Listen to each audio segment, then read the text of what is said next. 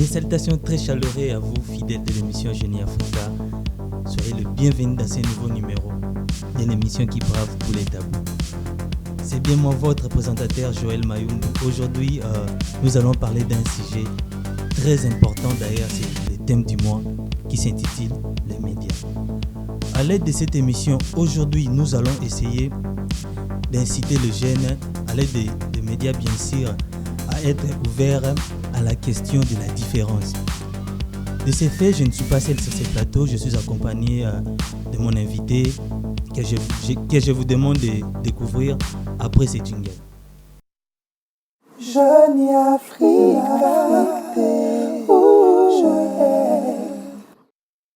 Voilà, comme je disais, je ne suis pas seul sur ce plateau, je suis accompagné de mon invité. Elle s'appelle Suzy Mukendi, elle est journaliste, elle est activiste des droits humains. Salut Suzy. Salut. Oui, Suzy. Premièrement, nous voulons savoir pourquoi est-il important d'avoir une société inclusive? Nous sommes à l'époque de la mondialisation et on découvre beaucoup de choses. On découvre par exemple que tout n'est pas noir, tout n'est pas blanc. Donc, on est tous différents d'une manière ou d'une autre. Je peux être chrétien, l'autre peut être musulman, ainsi de suite.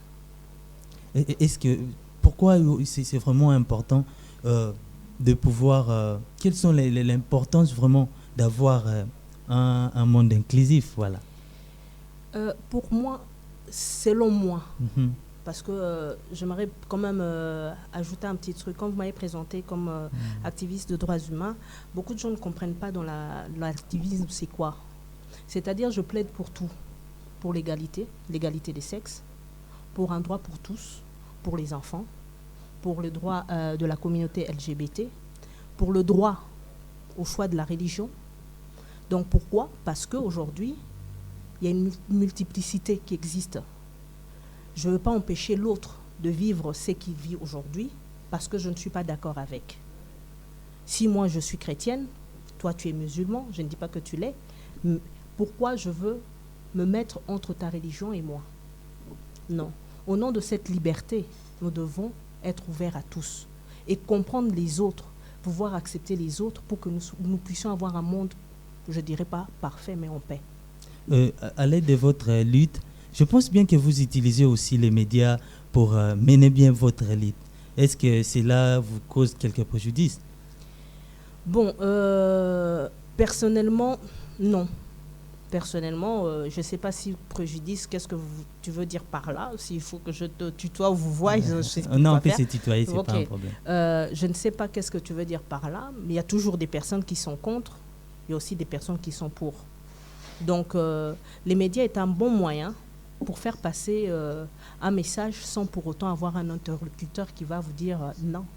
Voilà. Le fait que le média, c'est un bon moyen de pouvoir faire passer nos messages, je vous invite à suivre une recherche de notre ami Vita qui va nous parler de l'importance des médias. Suivons et on revient tout juste après. Jeune Africa,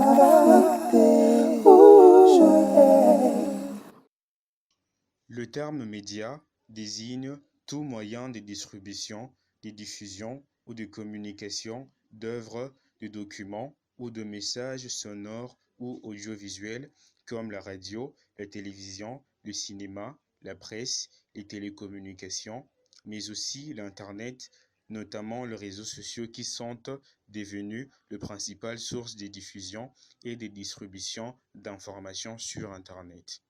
Les médias sont devenus incontournables dans le monde actuel en ce qui concerne le moyen de s'informer et d'informer.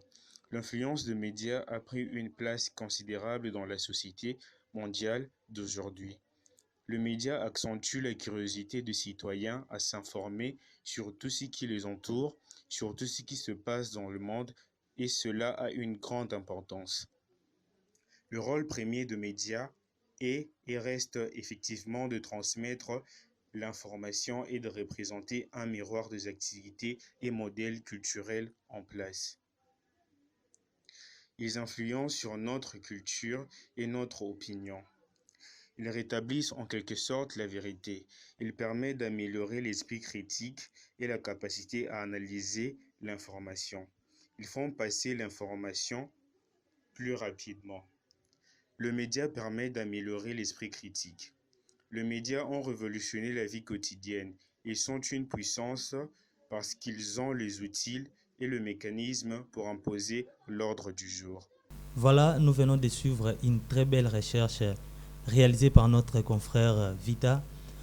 Suzy, qu'est-ce que tu pourrais dire par rapport à cette définition de médias? Est-ce que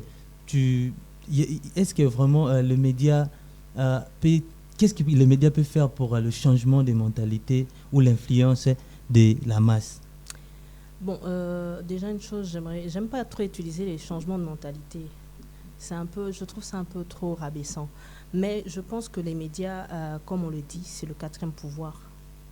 Donc on dit la presse, au fait, c'est le quatrième pouvoir. Je donnerai juste un petit exemple.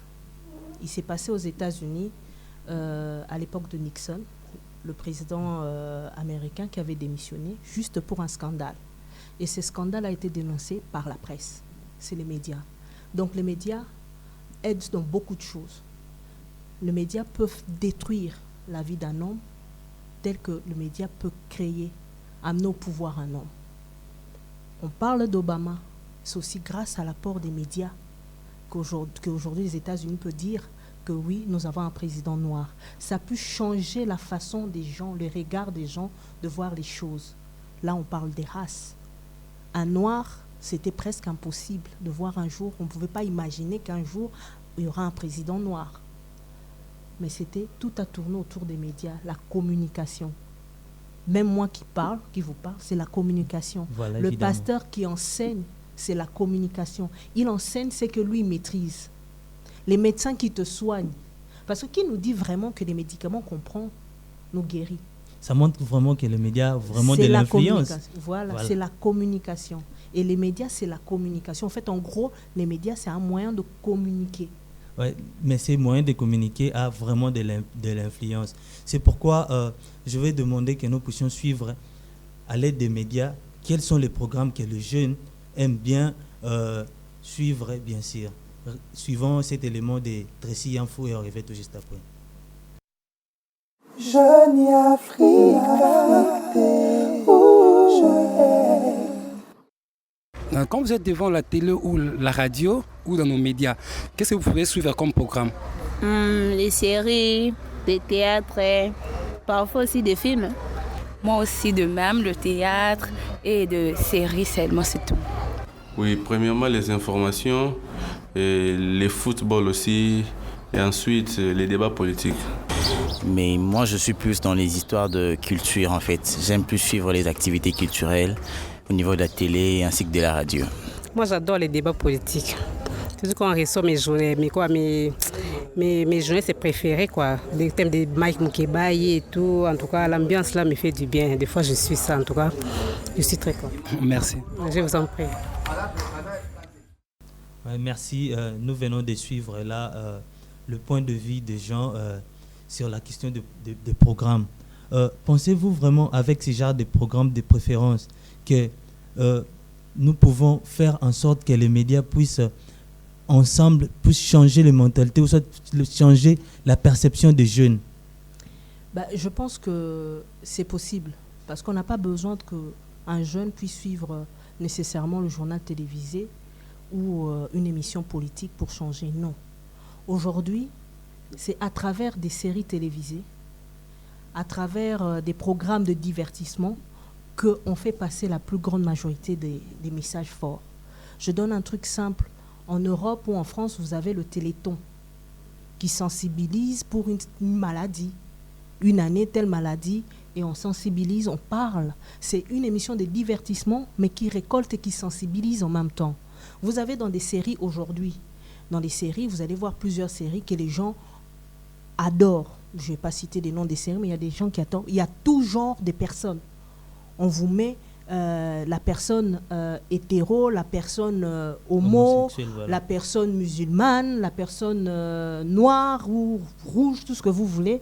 Mais la façon dont les gens s'approprient les rôles de ces personnes, vous sentez que c'est déjà ouvert. Et ils sont là et les messages passent. Ce sont de manière subtile qui font passer ces petits messages. Aujourd'hui, au football, par exemple, on va croire que les gens suivent seulement des ballons ronds qui sont en train de tourner sur un terrain, mais non. Où vous êtes en train d'apprendre qu'on est en train de lutter contre la violence, contre le racisme, contre l'homophobie. Et il y a certaines lois. Et les gens, maintenant, commencent à vouloir comprendre pourquoi aller dans cette lutte-là. Et à travers le football, ça passe. Mais déjà, dans tout ce que tu es en train de dire, je ne sais pas, comment peut-on faire pour vraiment inciter les jeunes à être plus ouverts, voilà. Mais ils le sont déjà, c'est là que je suis en train d'expliquer, ils le sont déjà. Du fait qu'ils suivent déjà des séries télévisées où il y a des différentes personnes, de différents genres de personnes, et qui s'approprient les personnages. Vous allez entendre un tel jeune qui va vous dire, mais moi j'aime beaucoup plus cette personne. Et quand vous allez regarder dans la vraie vie comme ça, hier, ils ne pouvaient pas dire ça. Voilà. Au cours de la série, ils ont appris à aimer ces personnages-là. Tout justement, c'est d'une manière subtile et simple qu'ils font passer un message. Aujourd'hui, quand vous apprenez, par exemple, je dirais en son temps, dans les années 90, vous ne pouvez pas rencontrer une personne qui... On avait honte de dire que telle personne est atteinte à le sida. Mais aujourd'hui, il est plus facile à une personne de dire « je suis atteinte ». Ce n'est plus une maladie de la honte. Pourquoi ? Il y a eu un sportif de haut niveau, s'il faut dire à l'époque, c'était Magic Johnson, qui avait dit tout clairement et nettement que je suis séropositif. Et il n'était pas gay, mais il était hétéro, mais il était juste séropositif. Il a dit ouvertement. Vous avez des acteurs comme Charlie Sheen, qui est aussi séropositif. Donc, c'est passé tout doucement, où on voyait Madonna embrasser une personne atteinte, qui est chanteuse, elle n'était pas atteinte, mais elle embrasse une autre personne atteinte, juste pour faire comprendre aux gens que le sida ne s'attrape pas comme ça. Donc c'est simple, on n'a même plus besoin de forcer la chose. Voilà, Suzy, on nous signale déjà, nous sommes particulièrement à la fin. Quel serait votre dernier mot par rapport à notre sujet du jour ? Je dirais une chose, les médias sont un bon moyen, un canon, où on peut faire passer tout genre de messages. Et le message important aujourd'hui, c'est d'enseigner l'amour du prochain. Dans toutes les religions, on y trouve ça. Et dans toutes les luttes, on trouve toujours le mot amour. Voilà, merci. C'était vraiment un plaisir de passer ces bons moments ensemble avec toi. Et je suis vraiment ravi. Merci. Voilà, nous sommes arrivés à la fin de notre émission. Je vous invite à aimer la page Facebook de Jeuni Africa et surtout à vous abonner à la chaîne YouTube Génialissime. Et si vous voulez aussi entrer en contact avec nous, nous faisons des débats tous les dimanches. C'est vrai qu'ici on ne pourrait pas parler de tout, mais cliquez juste les liens sur la description pour essayer de mettre sur vos points de vue. Quant à moi, je vous dis bye, à la prochaine.